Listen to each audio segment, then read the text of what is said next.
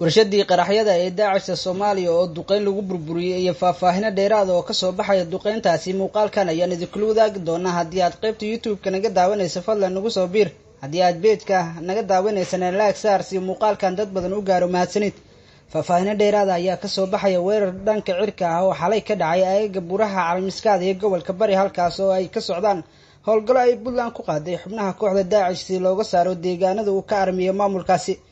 wararka ayaa sheegaya in duqeyntan oo ahayd mid aad ah loo qorsheeyay isla markaana lagu beegsado warshada qaraxyada ay ku farsameyn jirtay kooxda Daacish sida lagu sheegay war-saxaafadeed ka soo baxay maamulka Puntland qoraalkan uu soo saaray taliska howlgalka ciribtirka argagixisada ee maamulka Puntland ayaa waxaa lagu sheegay in duqeynta lagu burburiyay warshada qaraxyada u sameyn jirtay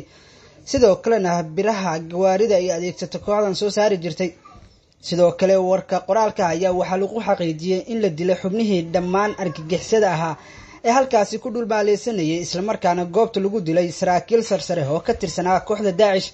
duqeyntan oo caawa howlgalkan lagu fuliyay deegaanka Shabaab gaar ahaan buraha Caalamiskaad waxaa lagu burburiyay warshadii argagixisada Daacish u sameey jirtay qaraxyada iyo biraha gawaarida iyadoona halkaasi lagu dilay xubnihii ku sugnaa ayaa lagu yiri war-saxaafadeedkan ka soo baxay maamulka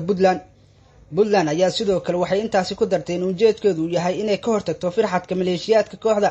si aysan hoos ugu soo degin buuraha hoostooda ay haatan ku dagaalamaan labada dhinac si kastaba xaaladda ayaa weli kacsan waxaana sii xoogeysanaya dagaalka u dhaxeeya Puntland iyo Daacish iyadoo ay barbar socdaan duqeymo ay fuliyaan qaar ka mid ah saaxiibada caalamiga ah ee taageera Soomaaliya waxaana ka mid ah Mareykanka iyo Imaaraadka Carabta